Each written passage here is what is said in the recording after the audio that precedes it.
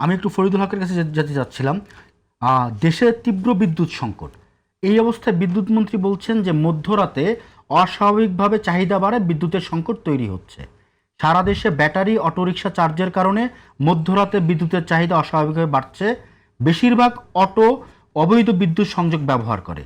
যে কোনো সংকটে এ ধরনের বক্তব্য কি দায় এড়ানো বক্তব্য বলে আপনার মনে হয় না? এটা কি বলছে বিদ্যুৎ মন্ত্রী? বিদ্যুৎ মন্ত্রী উনি তো হইতেছে গিয়া ধরেন ব্যর্থমন্ত্রী এবং ব্যর্থ প্রতিমন্ত্রী ছিল 2001-06 এবং সংকট মোকাবেলা করতে না পারে গুলি করে মানুষ হত্যার দায় আছে ওনার উপরে। ওনারে তারপরে ওই সময় বেগম খালেদা জিয়া মন্ত্রণালয় বদল করে দিছিল, মানে ওনাকে একরকম অপসারণ করছিল। এইবার অবশ্য ওনারে প্রমোশন দেওয়া হয়েছে, প্রমোশন দিয়ে উনি ওনার আগের চরিত্রে ফেরত গেছেন। চরিত্রে ফেরত যাওয়ার বিষয়টা হচ্ছে যে যখনই ক্রাইসিস হচ্ছে, মানে আমাদের ওই যে গ্রামে একটা কথা আছে যে মামু বাড়িতে আগুন লাগছে, এই ফাঁকে কিছু আলু পোড়া দিয়ে নেই।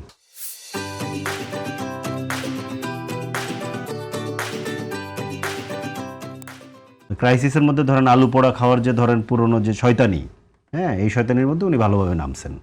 উনি বসুন্ধরার হাতে জ্বালানি তুলে দেওয়ার জন্য, জ্বালানি সেক্টরের একটা বড় অংশ তুলে দেওয়ার জন্য একটা ভালো জাল তৈরি করছেন আর কি। এবং উনি তো হইতেছে ধরেন এখানে আমি ওনার এই যে নতুন নাম দিছি, এই নামটা খুব একটা প্রচার হইতেছে না, সেটা উনি হইতেছে ব্যয়তন্ত্রের ব্র্যান্ড অ্যাম্বাসেডার। বাংলাদেশের রাজনীতিতে একটা ব্যয়তন্ত্র আছে না, ওই ব্যয়তন্ত্রের যারা যারা এখানে অ্যাম্বাসেডার, উনি হচ্ছেন ব্র্যান্ড অ্যাম্বাসেডার। শেখ সেলিমের বিআই উনি, শেখ হাসিনারও বিআই বলা যায়। যাই হোক, উনি বসুন্ধরাকে দেওয়ার জন্য যে যে অপকর্ম করছেন ইতিমধ্যে, ঠিক আছে, এবং এখন এটার পক্ষে ধরেন বিভিন্ন রকম ন্যারেটিভ তৈরি করছে, এবং এই কারণে এবং এই এই সমস্ত ধরেন এই টুটকা ফাটকা কথার মধ্যে আমি যাইতেই চাই না। উনি হইতেছে গিয়ে বসুন্ধরা গ্রুপ যেটার হইতেছে যে ট্রায়ালের মধ্যে আছে, সে একটা চিঠি দিচ্ছে, সেই চিঠিকে ফরওয়ার্ড করা হয়েছে বিপিসিতে, এবং বিপিসি আবার কি করছে, এনে 14 সদস্যের কমিটি করছে, কমিটিতে বলছে 2 দিনের মধ্যে রিপোর্ট দিতে হবে। আবার এরপরে হইতেছে যে ওই সম্ভবত চেয়ারম্যানের সাথে কোনো একটা ঝামেলা হয়েছে, চেয়ারম্যান এটা মানে নেই, চেয়ারম্যানকে সরাই দিছে, নতুন চেয়ারম্যান নিয়োগ দিছে। নতুন চেয়ারম্যান এসে আবার হচ্ছে যে 4 দিনের মধ্যে ধরেন আইনের খসড়া তৈরি করতে বলছে, এবং এটা 4 দিনের মধ্যে খসড়া যেদিন তৈরি করতে বলছে, সে চেয়ারম্যানও আবার প্রমোশন পেয়ে গেছে। এই যে যে বিরাট ধরেন এন্তেজাম।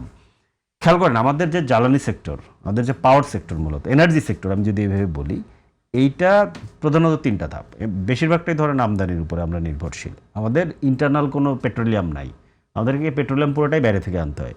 আমাদের কিছু গ্যাস ফিল্ড আছে, আর কিছু জায়গায় আমরা গত 15 বছরে কোনো রকম কোনো এক্সপ্লোরেশন হয় নাই, আমাদেরকে ওগুলো করতে হবে। তো এর মধ্যে যেটা হয়েছে যে বিদ্যুৎ সেক্টরটাকে প্রায় পুরোটা ম্যাসিভলি প্রাইভেটাইজেশন করা হয়েছে। এইটা দিয়ে এইখানে ধরেন একটা বিরাট লুটপাটের ধরেন সিন্ডিকেট তৈরি করা হয়েছে, এবং এই সিন্ডিকেটের মধ্যে যারা যারা চিহ্নিত, এই সামি গ্রুপ, এসালো, মরিয়ন সহ যারা যারা চিহ্নিত, এর মধ্যে ধরেন আদানিও আছে। আদানি হচ্ছে এখানে সবচেয়ে বেশি দামে বিদ্যুৎ দেয়, এবং আদানি ধরেন ওই যে বেশি দামটা দেয়, ওই দামটা হইতেছে গিয়া ওই আদানি দেয় মোদিকে, এবং মোদি হচ্ছে 15 বছর হাসিনাকে টিকে রাখছিল। এই যে ট্রেড অফটা, এই ট্রেড অফের যে সিন্ডিকেটটা, এই সিন্ডিকেটটা চালু রাখা হচ্ছে। এইখানে কিন্তু ইন্টারিম গভর্নমেন্ট আদানির সাথে চুক্তিটাকে রিভিউ করার চেষ্টা করছে।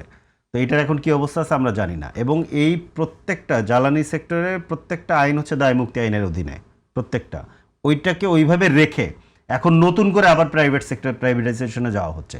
খেয়াল করেন এই মানে পুরো এনার্জি সেক্টরটা, এটা হচ্ছে পাবলিক সেক্টর, এটা জনগণের নিরাপত্তার সাথে যুক্ত।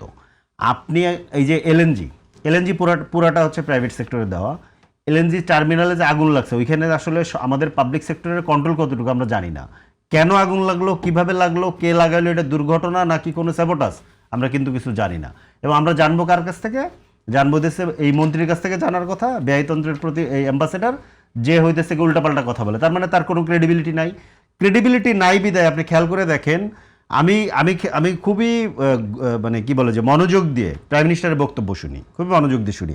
আমি খেয়াল করি যিনি কখন কখন টালমাটাল হন, যখন যখন টালমাটাল হয়ে যান তখন তখন উনি পলিটিক্যাল বক্তব্য দেন, যখন যখন টালমাটাল হন তখন তখন উনি পলিটিক্যাল বক্তব্য দেন। ধরেন উনি বক্তব্য দিলেন না 2 দিন আগে, যা এটা সমস্যার সমাধান করা সম্ভব না, যদি আপনাদের কাছে কোনো প্ল্যান থাকে আপনারা দেন। এই বক্তব্যের মধ্যে 2টা টালমাটাল আছে। একটা টালমাটাল হচ্ছে যে এটা তো ওনার বলার কথা না, উনি তো মন্ত্রী নিয়োগ করছেন, মন্ত্রী এটা বলতে পারতেছে না কেন? প্রতিমন্ত্রীও আছে ওইখানে, তার মানে তার ক্রেডিবিলিটি নষ্ট হয়েছে, এই জন্য প্রাইম মিনিস্টারকে আগে আসতে বা হচ্ছে। এটাকে কি আপনি এভাবে ভাবতে পারেন না যে প্রধানমন্ত্রী আপনাদের কাছ থেকে একটা অল্টারনেটিভ পলিসি না, চাচ্ছেন? আমাদের কাছে অল্টারনেটিভ পলিসি তো চাওয়ার কথা না ওনার। উনি তো নিজে এয়ারপোর্ট থেকে নেমে এসে বলছে, রেলওয়ে সেকেন্ড দিক, এয়ারপোর্ট থেকে নেমে এসে বলছে আই হ্যাভ এ প্ল্যান। আমরা তো ওনার প্ল্যানের উপরে বসে আছি। ওনারে ধরেন 5 কোটি মানুষ ভোট দিছে, ওনার তো প্ল্যান চাওয়ার কথা না। ওনাকে 5 কোটি মানুষ ভোট দিছে, 9 লক্ষ কোটি টাকা উনি এবার বাজেট নিচ্ছে আমাদের কাছে। এটা আমাদের টাকা, পাবলিকের টাকা। আমরা এখন পাবলিকের প্রতিনিধি, আমরা একদম সাধারণ পাবলিক। আমাদের কাছে কোনো নির্বাহী ক্ষমতা নাই, আমাদের কাছে কোনো সরকারি সুবিধা নাই, কোনো লালবাত্তিওয়ালা গাড়ি নেই, কোনো এসি রুমের হেয়ার রোডের বাংলো নাই, কোনো আমরা এসি রুমে বসে অফিস করি না। এটা ওনাকে দিতে হবে। আচ্ছা গেল এইটাও আমি কেন বলতেছি, কারণ এই যে পলিটিক্যাল বক্তব্যটা ওনাকে দিতে হচ্ছে, কারণ ওনার মন্ত্রী পারফর্ম করতে পারতেছে না। দ্যাটস ওয়াই ওনাকে এখানে এসে কথা বলতে হচ্ছে। তো মন্ত্রীকে তো সহায় দেওয়া উচিত, এবং আরও যা যা আছে সব মিলে এখানে যেটা হয়েছে, সংকট যেটা আছে সেটা তো আছেই, কিন্তু সংকটটাকে আপনি ব্যবস্থাপনা করতে পারছেন কিনা ভাই, সেখানেই তো আপনার দক্ষতার ব্যাপার। ক্রাইসিস ম্যানেজমেন্ট আপনি সব ধরেন মনে করেন যে ওই এখন আপনি এগিয়ে বসা সব খুব ল্যামল্যামে ভালো চলতেছে, তাহলে আপনার ভাই এখানে দক্ষতার বিষয় কি? ক্রাইসিস যখন হবে তখন আপনি ম্যানেজ করতে পারতেছেন, বরঞ্চ ক্রাইসিসের মধ্যে আপনি আলু পোড়া দিচ্ছেন কিনা।